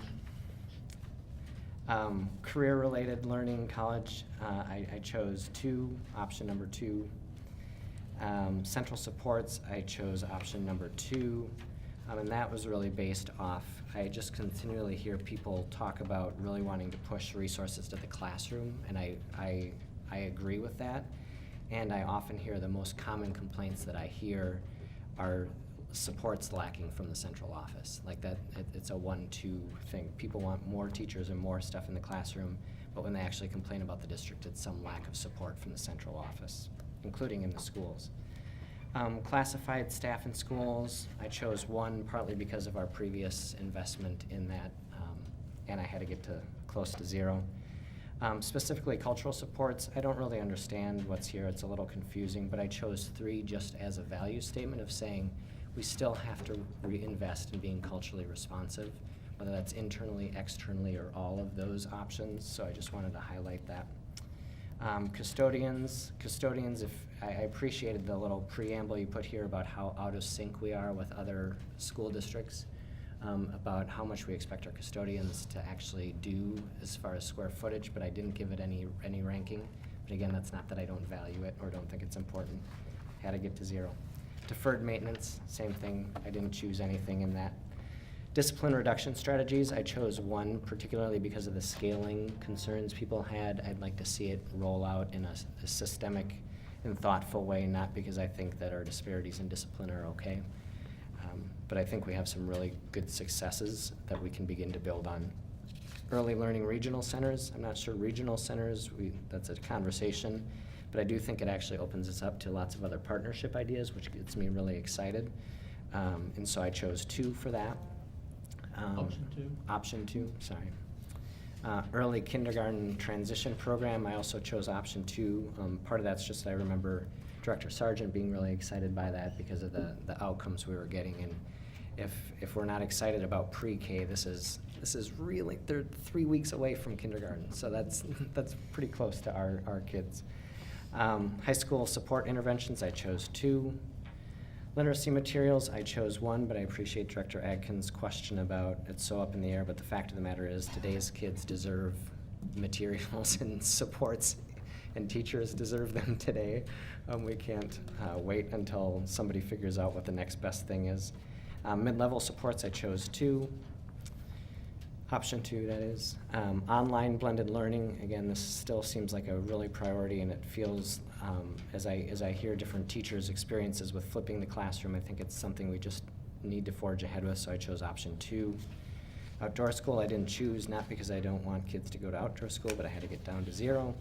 Student technology, I chose 1. Again, this feels like just a basic support that our students need and deserve in today's world. It doesn't feel like an option. It feels like something we should do. And again, consistently, I hear of different schools talk about how hard it is to do what they need to do with that refresh money, if they've even gotten the refresh money. So, and then teacher mentors, again, I support it. I supported it last budget, but I didn't give it any numbers this time. Same with wraparound services. Somebody that is in a partner agency that does provide some wraparound services, obviously a priority, but I didn't give it any priority, any numbers. So I should be about, -3. Sweet. Director Morton? All right, thank you. Some of the reason why I think teachers sometimes grade on a curve or try to recognize the grade inflation in their term grades, but I had a hard time either not prioritizing or pulling, marking down, I should say, items that are at least important to me values-wise. But I want to give you an idea of the major themes that were running through my head when going through this. One is how do we invest where we can leverage other resources? We do this a lot of times with other funding sources. The SUN program is an example.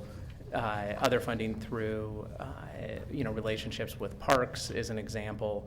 Relationship with foundations, with other organizations that can bring resources in. So how do we use that as a leverage point to bring in additional resources to our schools? And I think the number is roughly 75% of our budget is through state funding. So the other 25 is our ability to leverage in some of those resources.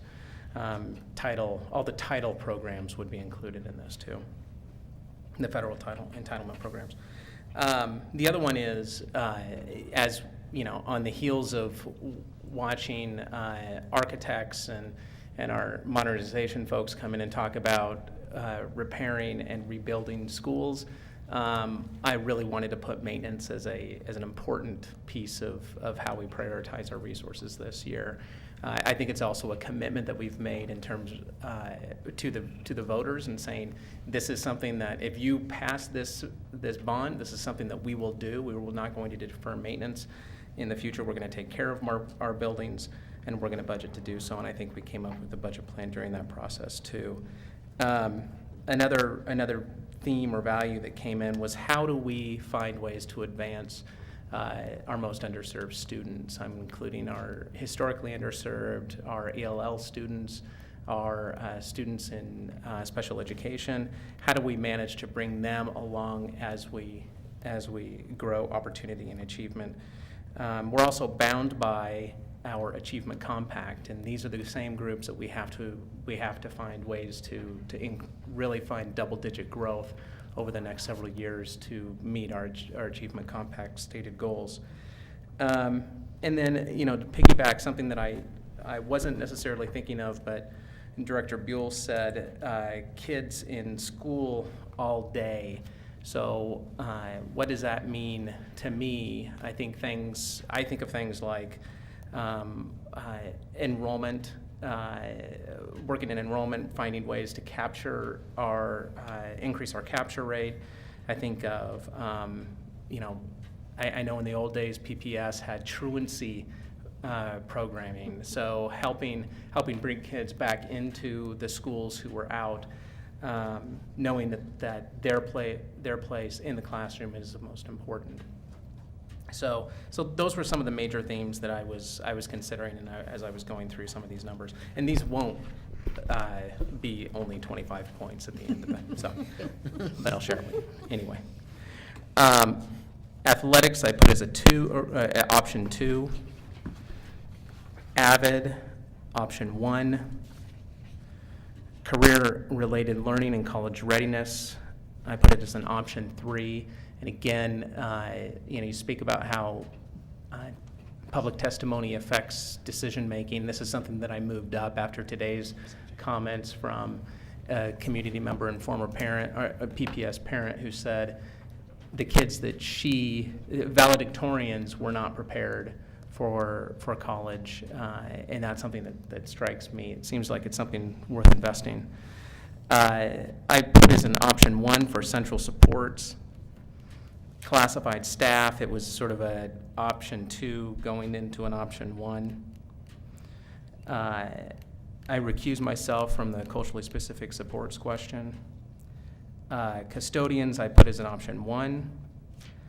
Deferred maintenance, again, as I mentioned, one of the values is I would hold this high in our budget process and put it as an option 3.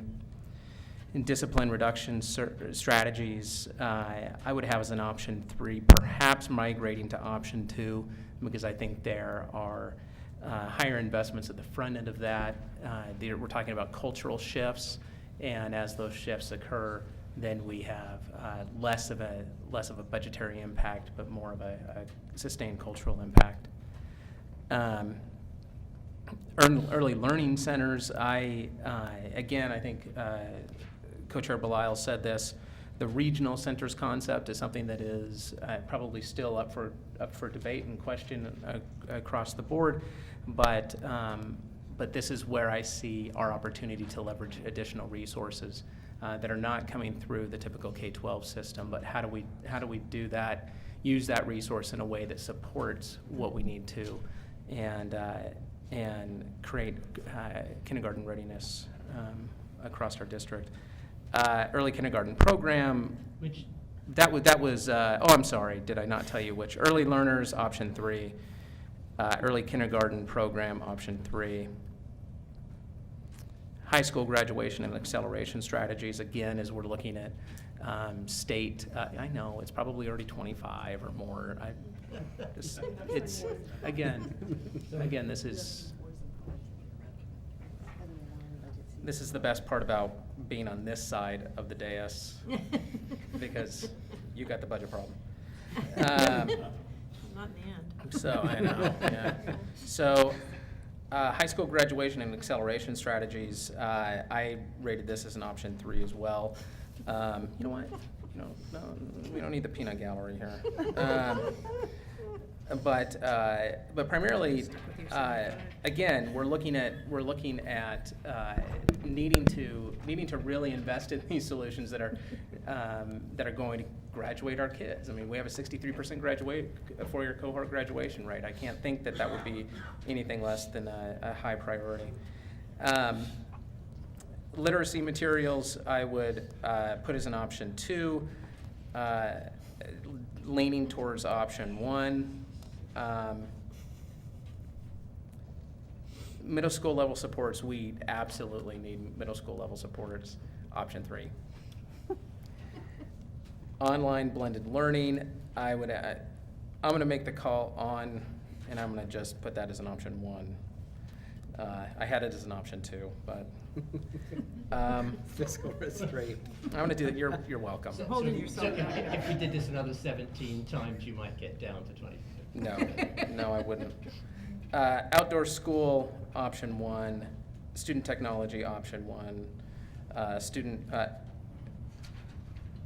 okay, and teacher mentors I would put as an option 1, and then wraparound services I would put as an option 3, because this is, again, for us to be successful with kids in the classroom, we have to have opportunities for us to engage with those same kids outside of the classroom. If we don't, they're not going to be successful. Thank you. So if we take the fact that you had 25 points and you used 51, we could just divide each of your points by 2 and you'd be almost perfect. Why don't you do that? Bring that back next week. Director Egan? So I think it's probably really good for the board collectively that Director Morton was not the first one to go. Yeah. because I tried to look at 2 things as I was doing this. The first was what has the highest student impact, and the second was what will positively impact graduation rates. So those were kind of the 2 filters I was trying to use. The big question I had, and one of the reasons that some of these are rated lower than you might expect given what I just said, is last year we devoted 8% of the budget to 4% to low socioeconomic kids and 4% to historically underserved. And during this budget process, I want to get an understanding of how those monies were spent, because my expectation is they were spent on things like AVID and things like more classified staff for different things. And so there's a variety of these where I do a lower ranking because I think we just put a whole lot of money that I would expect went into some of these programs. So I think one of the things I'm looking for is what was the impact of those dollars that we put last year. So that's a big question mark for me. So as I go through, there's going to be some like AVID that I don't rate as highly, even though I really value it, because I'm assuming that we put those monies there already. More than programs, but I guess that's the question. it was It's one to come, yeah, it went to FDE, but we'll put that as one to do more detail Right. about, yeah. So, and the other things are things that weren't on this list would be additional days, which I know is a contractual issue, and we're already adding 3, but I think we need to be looking to add more as we go over time, and to add those at the beginning of the school year, not the end of the school year, so they actually have some impact. Lowering class sizes was a big one, and I think that is a very expensive option, so that would be on my list. School resource officers, and the issue now of how we're going to deal with that, given that the city pulled back some funding for school resource officers. I think we need to have that discussion with them and figure out whether we meet them somewhere. Additional CTE electives in high schools, whether or not we try to beef up the Benson program in some capacity, whether or not we hit our high school instructional hours and have our kids at a full schedule, and professional development around courageous conversations and Common Core. Those are things that I didn't necessarily see on this list that I'm thinking about. So in terms of my list, athletics, I did a 2. Especially excited about the idea of getting athletics into our feeder schools and our middle schools. Option 2. Option 2. Oh, this is interesting. I may end up like you then, because I'm not sure. Well, no, I did it on the computer, and it came out right. So we'll see if this works. AVID expansion, I did a 1. Again, I have an expectation that we did some of that last year. Career-related learning, college readiness. If we do more CTE electives, I only gave that a 1 because I'm hoping that we're doing more CTE electives as we go. Central support capacity and infrastructure, I did a 1. In particular, want the ombudsman back. I like the idea of the more capacity for doing grant funding. It's just a smart investment, and the development of annual school climate surveys, I think, would be particularly smart on that one. Classified staff in schools, I didn't understand why this was only K-8s that it seemed like we were talking about. But I did not add any more of that. We just added a big chunk, and wasn't clear to me exactly what that would be used for. Culturally specific supports, again, my expectation is a lot of that hopefully was done with our 8% funding, so I did not add more there. Custodians, I did option 1, especially with the hope that this might decrease over time. I don't know whether or not we still have a big amount of custodial overtime on the books, but that's something that I would hope this might help to address too and give them a little break. Deferred maintenance, I did not put anything into between the bond and the construction excise fee. It seems like we've got some funds going there. The only exception to that might be trying to add 1 or 2 more grounds crews to try to clean up the outside of our building. There you go, Director Buell. Discipline reduction strategies, I did option 3. I think that's a really important one. The early learner regional centers, I did not put anything in here, and I don't understand how that funding works and whether that pulls from K-12 funding or how that works. So I need a better understanding of that before I would do that one. The early kindergarten transition program, I did option 1. I really like it. I would not necessarily expand it to the early first grade transition. I would try to expand much more broadly in the early kindergarten transition. I didn't understand why all of a sudden we are switching it over to be a 2-year program rather than, I would rather do a blanket kindergarten program. Likewise. The high school support interventions, I think we're going to be hearing a lot from the high school action teams, and hopefully we'd be looking at eventually doing kind of a care team kind of model, so I gave that a 3. Literacy materials, I put 0 at this point. Middle level supports at K-8s, I did a 1. Online blending learning, 1. Outdoor school, I gave it a 2. I think this is a really, first of all, it's a direct support to middle school students, and it supports hands-on learning, and it's all about STEM, science, technology, engineering, math. I would love to see us bring that back full-time. And it's a huge equity issue too. Yeah, yes, I would agree with that. Not every student's family can provide that kind of experience Yep. for them. Student technology, I did a 2. Teacher mentors, I would love to expand, so I gave that a 1. And wraparound services, again, having a full-time social worker at high schools, I gave that a 3. And with the caveat. Option 3 or 3 points? Option 3. Option 3. Option 3 or 3 points? Option 3. Option 3. Ah. Did I go over now? Yes. Ah. But only by 2 points. No, don't worry I didn't go over. I didn't go over when I did this last night, and I still have one more. So option 3, in particular, if the 10. All right. The only reason I would do option 3 is if the 10 FTE for additional counselors in K-5, K-8, and middle schools ensures that we have a counselor in every single counseling support in every single one of our schools. It just bothers the hell out of me that we still don't have that. So, and then my last one, I think another point would go toward SROs. If we need to meet the city partway, we got to figure out how we have SRO support in every high school cluster. So, thanks. Great. All right. I'm so- sorry, SROs for the audience, they're school resource officers, so they're provided by the city of Portland. And it's just amazing community policing at its finest, but those were cut back, and so, sorry, I was using that acronym, SRO, school resource officer. Student Representative Davidson. So first of all, thank you, David, for coming to Super SAC and sort of leading a similar discussion with us. I think it was really valuable, and I noticed that a lot of these came out of that discussion, I think, so I was pretty pleased with that. So again, a lot of my decisions had strings attached to them. I wanted to see how these, were actually coming out in a more detailed explanation. And again, I would like to see the last year's investments as well. I think that's really important because I would like to counter that into mine. And I'm really looking forward to the high school action team coming forward. I think a lot of these will be addressed, and I think a lot of the solutions factor into these at some really, affordable rates as well.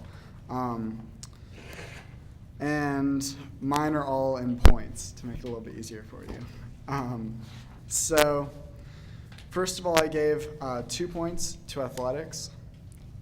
I think that's something that we just need to be expanding. I gave 3 points to AVID. It's a program that I've heard nothing but good things about. I gave 5 points to career-related learning and college and career readiness, but with the understanding that we would add some CTE in there as well. I was really glad that we were talking about, outreach and getting students involved with the community in possible careers, but I really wanted to see that engagement in school as well. I didn't give anything to central support capacity and infrastructure, classified staff in schools, culturally specific supports, or custodians, not because any of those things aren't important, but again, I got it to 25. Deferred maintenance, I gave a 1. I think that'll, again, help relieve some of the strain on custodians. And again, back to Director Buell's point, the outside grounds and inside as well, there's things that we just need to be keeping up on. And that's going to lead into day-to-day lives of students as well, so they can take pride in their school. Discipline reduction strategies, I gave a 1. I just think that's something we should always be working on, regardless. Early learner regional centers, I didn't give anything to. Early kindergarten program, I didn't give anything to. I gave 2 points to high school graduation acceleration strategies. That's something I'm just really excited about. But again, I want to see some more specific explanations for it. I didn't give anything to literacy and materials. I would really like to see more specifics on that, and then maybe I could allocate some. Middle school level support in K-8s, I gave 3 points. I'm really excited about that. That's something I hear from students all the time about. Online and blended learning, I didn't give anything to. Again, I think it's important, but I had to cut back. Outdoor school, I gave 2. That's pretty much a no-brainer for me. I don't think it needs much of an explanation. Student technology, I gave a 1. I'm excited by what I already see in schools, but I'm looking for more. Teacher mentors, I gave 2. That's a great program. I really, when we're talking about best practices in this district and expanding those, I think that's a huge part of it. And wraparound services, I gave a 3, just because in the work with the high school action team and looking at what's going to affect students directly, that's something that I really feel passionately about. So, yeah. Thank you. Director Buell, you ready for your numbers? Oh, I'm okay. It's getting late. My numbers are, I'm fine with what I shared, yeah. Okay. Thank you. Any other comments, questions? You had one more question, 2 Yeah. more questions for us?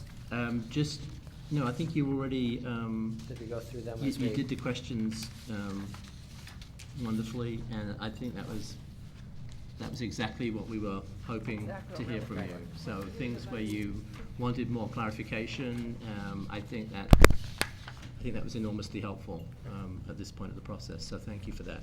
I will just confirm some next steps. I've moved the microphone out in case I made scrunchy noises while you were talking. So just to give you a few dates in terms of the process, I'm feeling very schizophrenic. I realize I say process and process both. This, in terms of the budget process for this year, this is the process we're going to go through. We will have a budget forecast for you in the middle of January, so what we think the next year will look like. Which is about the same time we'll be bringing you the formal budget amendment. The superintendent, we've penciled in proposing the budget on March 17th this year.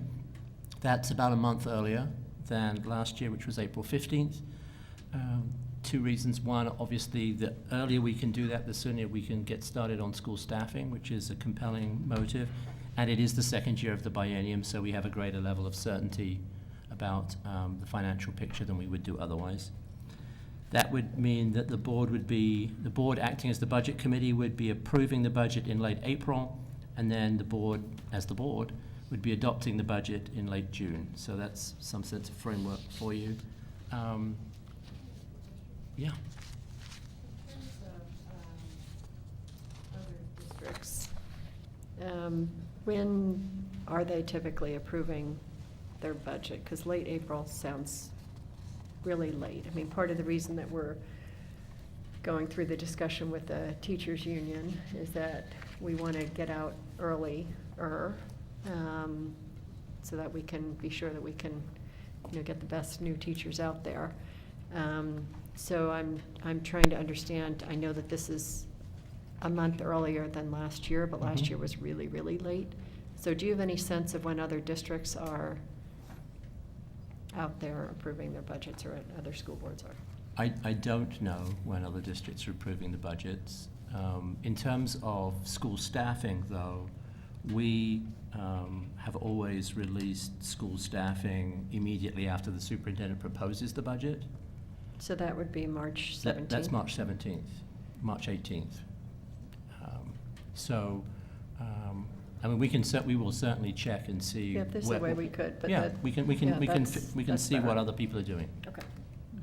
Certainly. And then the only other thing I would add is we will probably do this same exercise with some other groups, since it worked so well with you. And that will, I think, be helpful for the superintendent and staff too, in terms of hearing from other folks what their priorities might be. Dr. Beal? Could I add on to what Bobby said? I proposed a system whereby we go ahead of, for a huge portion of our hiring, of every other school district in the Tri-County area. So we're not only recruiting better, but we're hiring better. I've given it to Mr. Murray. I'm hoping that our people in the HR department will look at it. I haven't heard anything back. It was about a month ago, but I think we can hire up front with a huge number of employees before anybody else hires, where we get to pick of the crop right up front. And I'd just like to point that out, that I've talked to them about that, and hopefully we can at least talk about it or something. Great. Thank you. Yep, Director Atkins. We just requested co-chairs that there be some kind of preview or discussion around what the topics are going to be as we're doing our budget discussions over the next few months. And I think each year we're trying to refine that and work on it so it's using the equity lens and making sure that just the balance of staff presentation time, what the topics are, and the amount of time we have for discussion and what purpose, just that whole discussion. I think we talked earlier this summer about trying to just continue to improve that. So before it all of a sudden is, February and it's happening, to have that, I don't know what that would look like, but just for you guys just a request for you to consult with us and have that discussion early on while that's being set up would be great. And actually, I think you gave us a bunch of information in this conversation of where people were interested in hearing more. And actually, I'll just say back at the beginning, we gave you criteria, numbers of which you actually mentioned when you were talking about what you were considering, which included connecting to the milestones, the racial equity lens, the strategic framework, but the other ones were successful program expansion and replication. So how are we building on our own successes? Which numbers have you mentioned? How are we leveraging additional resources and utilizing our partnerships? And one of the ones we heard in our conversations with both leadership of our employee groups and Super SAC and Coalition of Communities of Color and Achievement Compact Committee was, how are we building schools for the future, not simply recreating the schools of the past. So it's not just going back and trying to fill in holes of what we used to have, but really holding ourselves to what are we trying to create for the future. All of which I thought were good reminders of good guiding principles. But you gave us good triggers of what are the things you want to hear more about when we're doing budget topics, I think. Taking it with a huge grain of salt, since there were so many pieces that we needed more information, or. That's where what so I'm it's saying. not like, yeah. This is now, like, we must do this, or we won't do that based on just this one discussion, right? But numbers of things like, we want to hear And more how about was what it happened there? with the historically underserved, like how did that play out? Here are things that, Right. really interested in it, but want to see what's the data, what's our data on Avid, anyway, I think you gave us a bunch of information. You did great in this conversation, so thank you for just doing the work ahead of time and coming prepared to do the prioritizing. One other one that I'd like to get more information on as we go is we did a shift a year or two ago where we we have been doing family engagement internally, and we are now doing some internal family engagement staff and some partners, and I'd love to get a sense of how that's going and who's doing it better, or whether we're coordinating among those groups, or I don't know what the accountability mechanism is, but I'd like to hear more about that. So.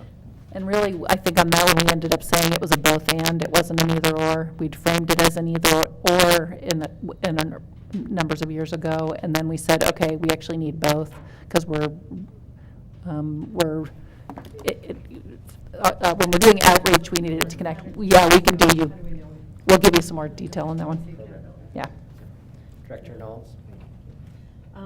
David, I'm not sure if it was just me or if anybody else received this, but on the attachment, it has notes of meetings with Super SAC, district employees, and I didn't have, none of those were attached to my stuff. So could I get notes from all of those? I didn't have any of that. I'd love to see it. Okay, that wasn't in your packet? No. That will be to you by email, but before 9 o'clock. I'm not going to read it tonight, thank you. Thank you. But if I don't do it tonight, I will Thank you. forget, so I will send that to you. Director Beal? David, what's the timeline where we could ask for information? Like, what are all our contracts and who do they go to and where are they? Want to see that before we get to the budget stuff. When should we start asking for information like that? I think that's a question you should send to the superintendent. I think if those questions are occurring to you right now, let's start building the list of what information collectively you are wanting to see. Start sending us. Things I want to look at. That you want to look. That sounds great. Yeah. And I think at a certain point, knowing that it may have to be some sort of prioritization, because we can't, I mean, I think in years past, it kind of funneled through the Finance, Audit, and Operations Committee, I want to say, what people's lists of different questions were, and just knowing that there's a limited, staff can only do so much.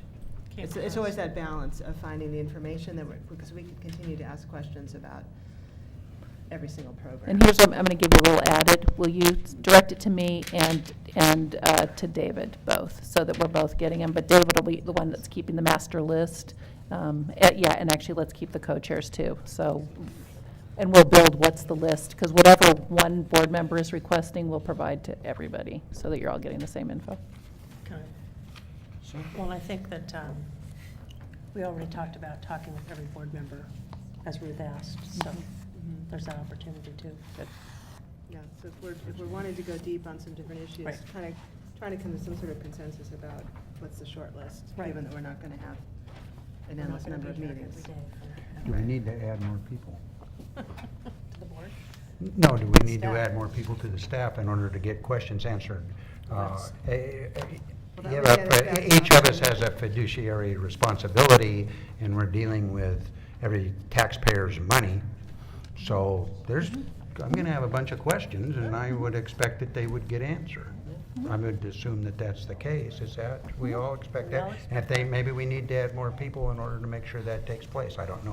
It's not my job to decide that. I just don't want to get cut off asking questions like I have in others. Yeah.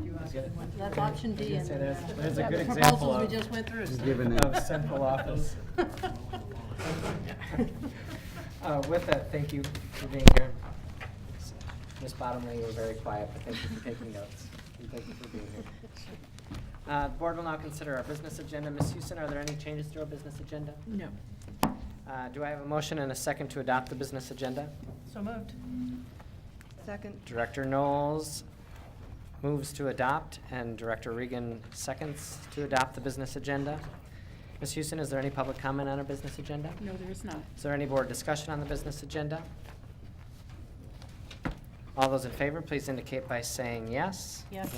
Yes. All those opposed, please indicate by saying no. Are there any abstentions?